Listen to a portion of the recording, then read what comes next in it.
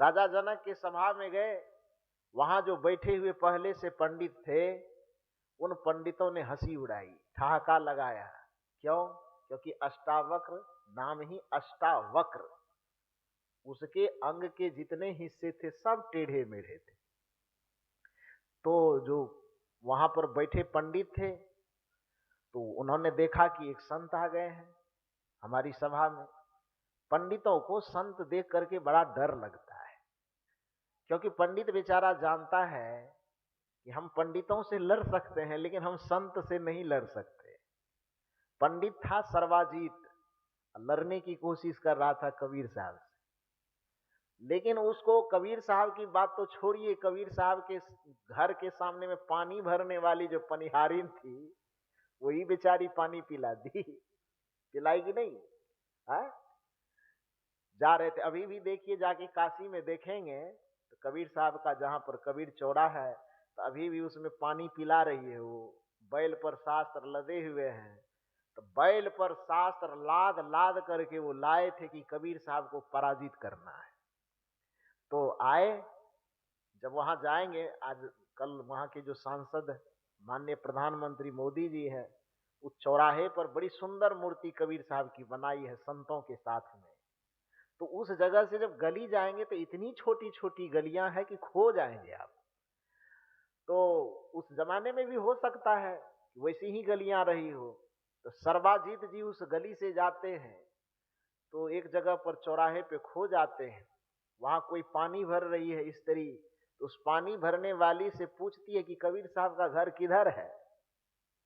अब इतना सा बात सुनने पर वो स्त्री, जो साधारण स्त्री है, पानी भर रही है, वो कहती है कि कबीर का पता पूछ रहे हैं, उसका घर का ठिकाना। तो कबीर का घर शिखर पर, जहां सिलहली गैल, अब पाँव न टिके पिपील का, तहा पंडित ला दे बैल। इतना सुंदर छंद में उसको जवाब दिया कि जो पूरी दुनिया को जीतने का दावा करने वाला वो सर्वाजीत जी से माथा नोचने लगा। जो बड़ा फेरा है, कबीर साहब के गली की पानी भरने वाली भी इतनी सुंदर दोहा बोलती है। कबीर का घर शिखर पर, पता पूछ रहे कि उनका घर कहाँ है, तो बता रही है कि कबीर का घर शिखर पर, जहां सिलहली गैल।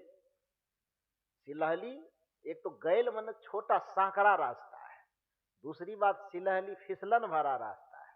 और जहां पांव न टिके पिपील का, पिपील का मन चींटी होती है, कि जिस जगह पर चींटी को भी जाना मुश्किल है, उस जगह पर तू पंडित जी जो बैल पर जो शास्त्र पोथी पतरा लाद करके आए हो, कि तुमको वहां पर जा पहुंचो पाओगे?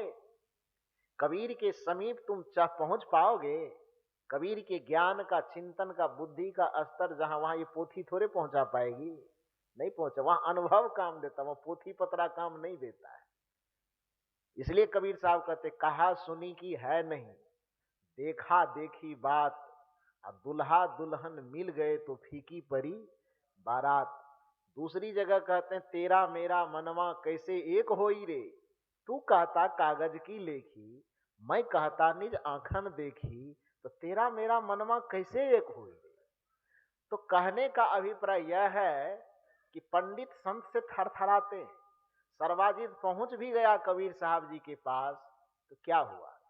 कबीर साहब कहे कि इतना बैल पर लाद कर क्या हो, कोई आयोजन है क्या? उन्होंने कहा, महाराज आयोजन नहीं है, विश्व विजयी के यात्रा पर निकले हैं, सबको तो मैंने जीत लिया, लेकिन मेरी माता जी कही है कि दुनिया जीतने से काम नहीं चलेगा। कबीर साहब का यदि सिग्नेचर हो जाए, वो कह दे कि हाँ तू जीत गया, तो मान लो कि तू जीत गया। तो ठीक है। कबीर साहब ने कहा, भैया देखो, लिखने पढ़ने के चक्कर में हम नहीं पढ़ते हैं, ये तो हम जो बोलते हैं, मेरे प्रवचन को भी मेरा शिष्य लिखता है, तो तुम पर हम सिग्नेचर करने के लिए कॉपी कलम काहे छू? नहीं छूंगा मैं। हाँ, जो लिखवाने के लिए आए हो तो तू अपनी से लिख लो, इस शास्त्रार्थ करने के झंझट में मत पड़ो। तुम्हारा शौक क्या है कि इनको मैं हरा दूं, इतने न शौक है तो बिना लड़े हम हारने के लिए तैयार है। झंझट करने की क्या जरूरत? बिना लड़े मैं हार स्वीकार करता हूं।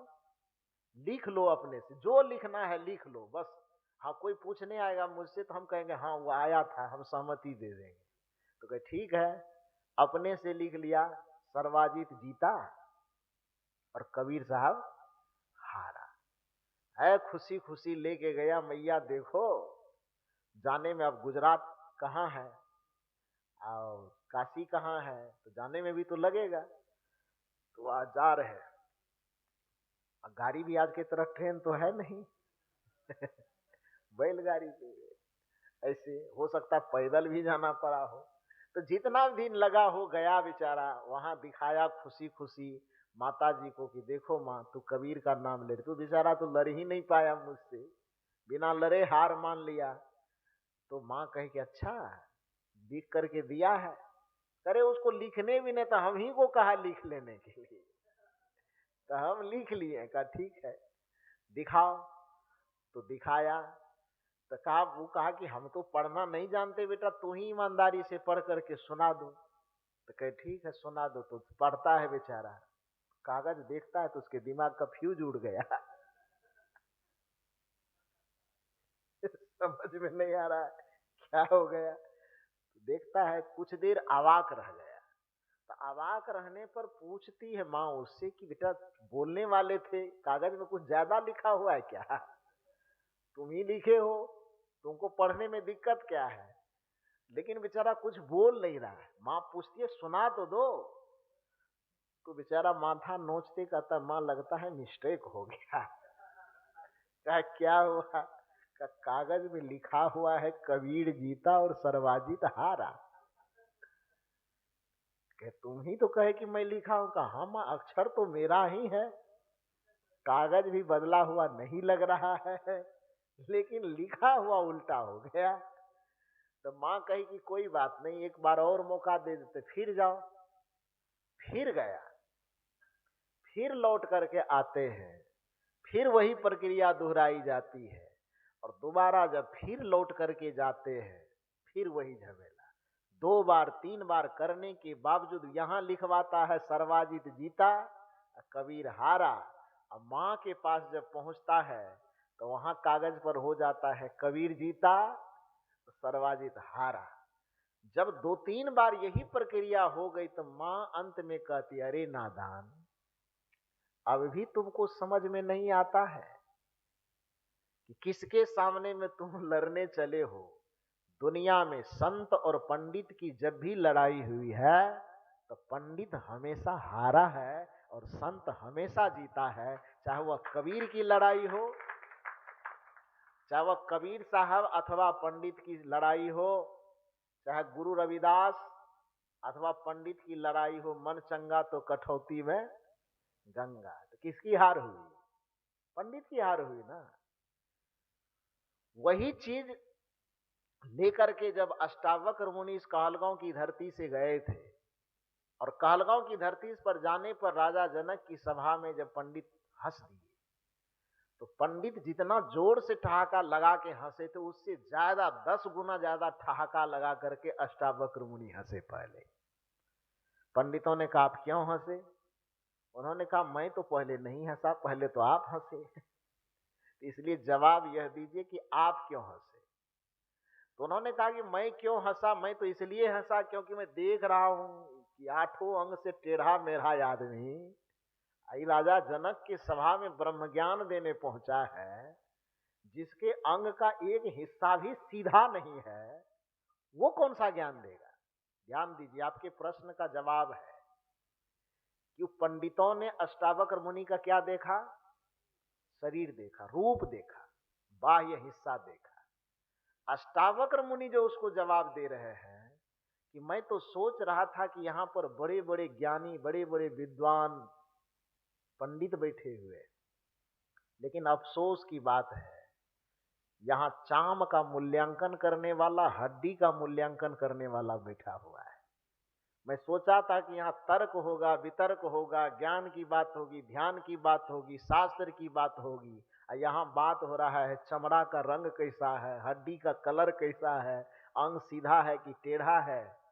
अष्टावक्र मुनि ने कहा कि जिसकी दृष्टि शरीर पर ही टिकी हुई है, शरीर के रंग रूप आकार प्रकार पर टिका हुआ है, वो अभी ब्रह्म ज्ञान और आत्मज्ञान का ककहरा भी नहीं समझ पाया है।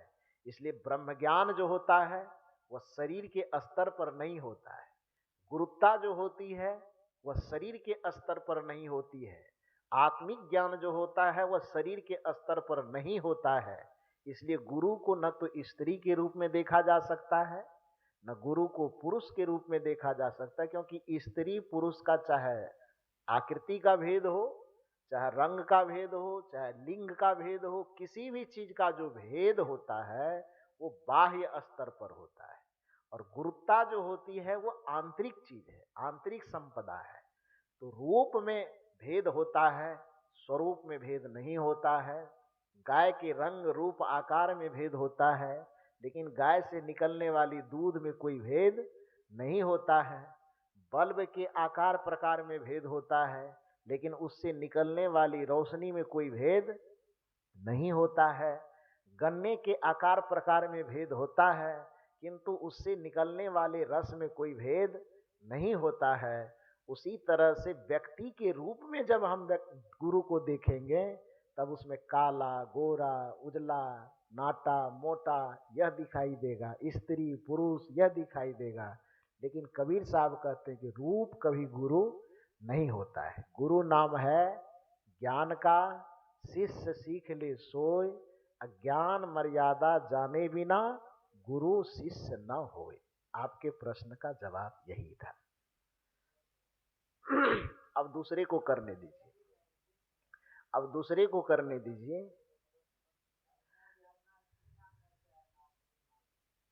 हाँ, वो तो हो गया, उत्तर है, प्रश्न नहीं है आपका। अब दूसरा और कोई पूछे कुछ? हाँ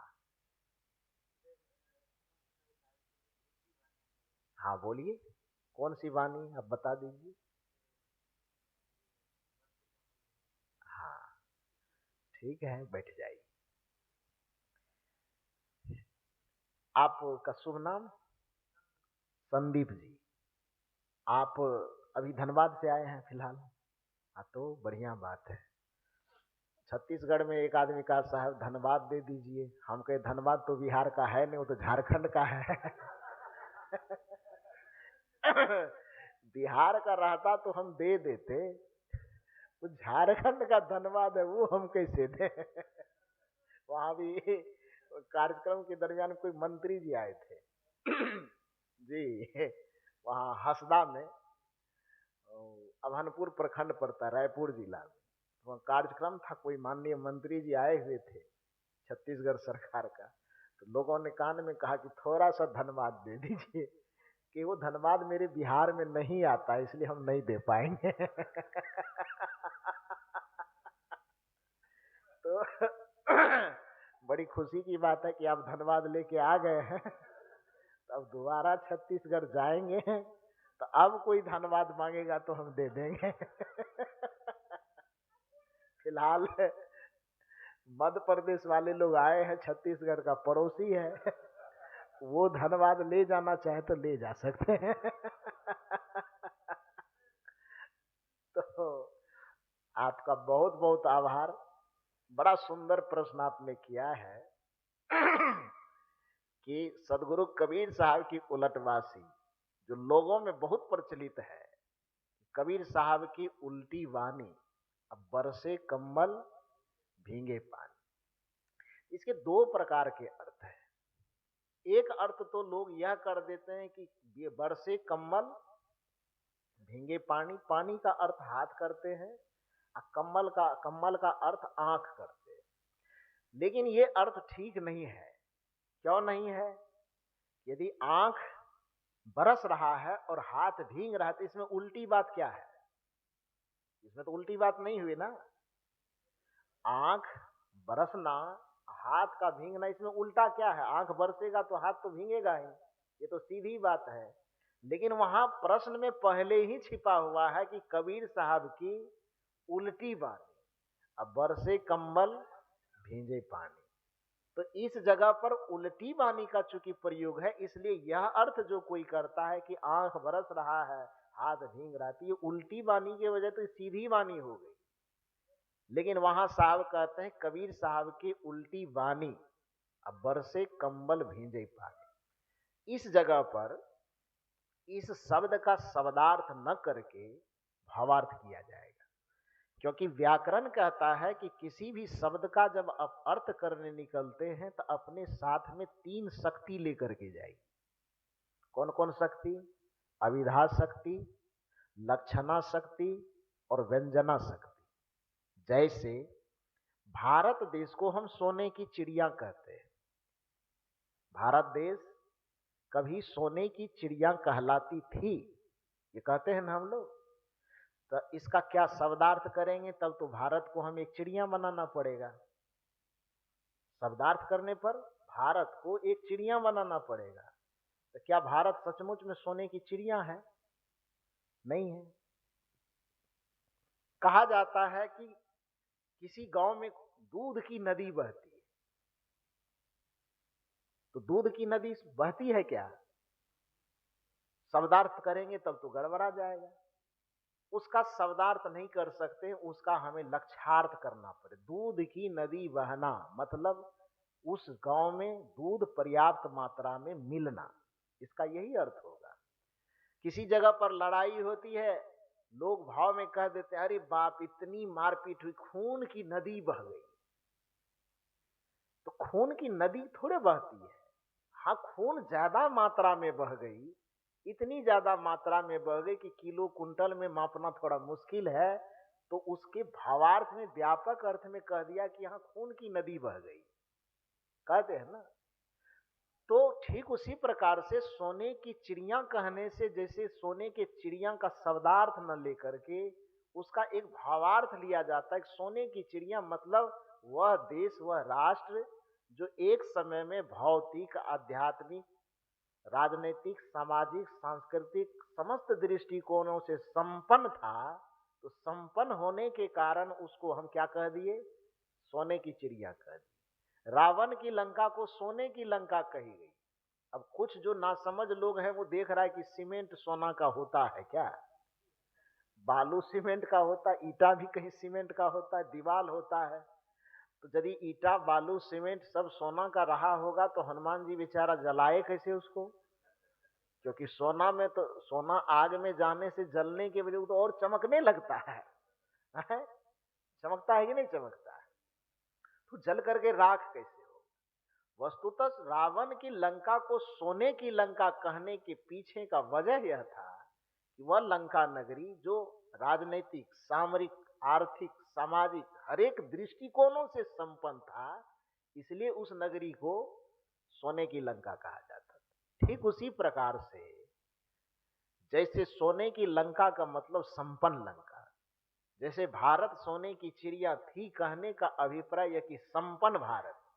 दूध की नदी बहने का मतलब पर्याप्त मात्रा में दूध का मिलना। खून की नदी कहने का मतलब अधिकांश खून बह जाना। तो उसी प्रकार से इस जगह पर भी शब्दों का जो हम करेंगे, शब्दार्थ न करके भावार्थ करेंगे। कि कबीर साहब कहते हैं बरसे कंबल अभींजे पानी। पानी का अर्थ क्या होता है? शीतल। पानी का अभिप्राय शीतल पदार्थ। कंबल का अर्थ क्या होता है? गर्म पदार्थ। अभी ठंडी लग रही, कंबल ओढ़े हुए। क्यों ओढ़े हैं? क्योंकि कंबल का गुण क्या है? गर्मी देना। और जल का गुण क्या है? शीतलता देना। इस जगह पर कबीर साहब कहते हैं कि आज मनुष्य के जीवन की स्थिति यह है कि जो शीतलता के गुण वाला है वही भीग रहा है, और जो गर्मी के गुण वाला है वही बरस रहा है। इस जगह पर शीतलता का गुण वाला चीज क्या है? आपके हमारे भीतर में शीतलता का गुण वाला है आपकी हमारी आत्मा। और गर्मी का गुण वाला क्या है? हमारा आपका मन। क्योंकि मन में विकारों की गर्मी है। काम की गर्मी कहाँ है? मन के अंदर। क्रोध की गर्मी कहाँ है? मन के अंदर। लोभ की गर्मी कहाँ है? मन के अंदर। ईर्ष्या की गर्मी कहाँ है? मन के अंदर। द्वेष की गर्मी कहाँ है? मन के अंदर। यानी विकारों से उपजी हुई जो गर्मी है, वो सारी गर्मी का जो बीज है वो किसके अंदर है? मन के अंदर। आत्मा क्या है? सहज है। आत्मा क्या है? सरल है। आत्मा क्या है? शांत है। आत्मा क्या है? निर्विकार है। तो आत्मा का गुण है शीतल वाला, यानी पानी वाला। अब मन का गुण क्या है? कंबल वाला, गर्मी वाला। होना तो यह चाहिए कि आत्मा को बरसना चाहिए और मन को भीगना चाहिए, लेकिन हो क्या रहा है? मन ही बरस रहा है और आत्मा उसकी अधीनता में गिरगिरा रहा है। ये जो सत्संग कर रहे हैं हम, इसी चाल को बदलने के लिए सत्संग कर रहे हैं। सांसारिकता और आध्यात्मिकता में यही अंतर है कि सांसारिकता में मन बरस रहा है, आत्मा भीग रही है। संत के पास जो हम आते हैं, यही उल्टी धारा अपनाने के लिए आते हैं। इसलिए तो कबीर साहब ने कहा, जगत पीठ दे भागो, उलट करके भागो, उलट दो। संसार के उल्टा अध्यात्म को कहा जाता है। क्यों कहा जाता है? क्योंकि संसारिकता में मन प्रबल होता है और आत्मा कमजोर होती है। और जब हम आध्यात्मिकता में आते हैं तो वहां हमें आत्मा को बलवान करना होता है और मन को कमजोर करना होता है। अभी की स्थिति यह है कि संसारिकता में लिपटे हुए, विषय वासना और भोग में लिपटे हुए मनुष्य के जीवन में मन ही बरस रहा है और आत्मा भीग रही है। तो बरसे कंबल, भीगे पानी।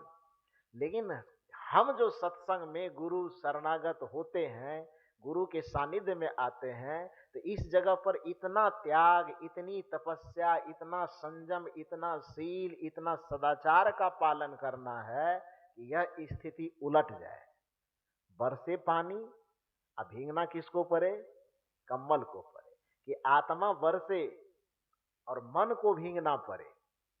जैसे इस जगह पर आप और हम बैठे हुए, स्थिति यह है कि मैं इस कुर्सी पे बैठा हुआ हूं, ये सोफा है, आनंद तो दे रहा है मुझे, दे रहा है ना। कल्पना कीजिए कि कोई ऐसी स्थिति आ जाए कि जितना दूरी कुर्सी लगा उतने दूर भूकंप हो जाए। चिंता मत कीजिए, आप लोगों के पास झटका न पहुंचे। तो जिस जगह कुर्सी लगी इसी जगह झटका आ जाए और स्थिति ये हो जाए कि मैं गिर जाऊं नीचे, अब मेरे ऊपर में कुर्सी चढ़ जाए। तो जिस पर बैठ करके अभी मैं सुख ले रहा हूं, 2 मिनट के अंदर मैं नीचे चला जाऊं, ये मेरे ऊपर आ जाए, तब क्या होगा? स्थिति क्या होगी? पलट जाएगी ना। जिस चीज से अभी सुकून मिल रहा है वही चीज दुख में परिणत हो जाए। तो जब साधना के ऊपर में साधन की वर्चस्वता होती है तब वहां दुख है, और जब साधन के ऊपर में साधक का वर्चस्व हो जाता है तब वो क्या होता है? सुख में परिणत हो जाता है। इसलिए कहा जाता है, मन के कहे जो चलते हैं वो दुख ही दुख है पाते। क्योंकि मन कंबल है, भिंगा रहा है आत्मा को। तो मन के कहे जो चलते हैं वो दुख ही दुख है पाते। माया के वश में जो है वो घोर नरक में जाते। अब भी राम सुमिर ले नहीं तो पड़ेगा काल हथौड़ा दौड़ा जाए रे। समय का घोड़ा राम नाम से तूने बंदे क्यों अपना मुख मोरा दौड़ा जाए रे। समय का घोड़ा। इसी बात को कबीर साहब बीजक के अंतर्गत कहते हैं। चंचल मन के अधम काम कहीं कबीर भजो राम नाम। कबीर साहब कहते हैं, यदि तुम्हारे पास चंचल मन है तो इसका काम हमेशा अधम होगा, नीचा वाला काम होगा।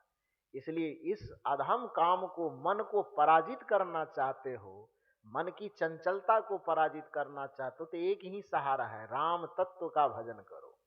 राम तत्व का भजन करने का मतलब ही है मन के ऊपर में आत्मा का शासन हो जाना।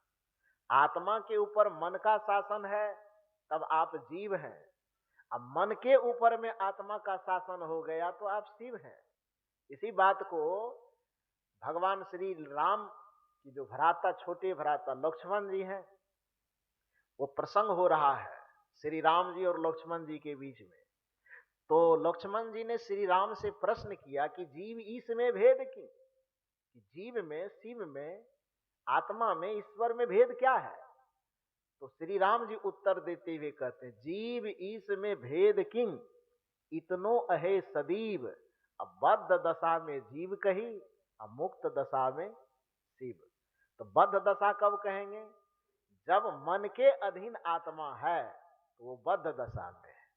अब जिस दिन आत्मा के अधीन मन हो जाए तब क्या हो गया? वो मुक्त दशा हो गई। तो सीधी सी बात है कि अभी की जो वर्तमान स्थिति है, उस वर्तमान स्थिति में मन ही बरस रहा है और आत्मा ही भींग रही है।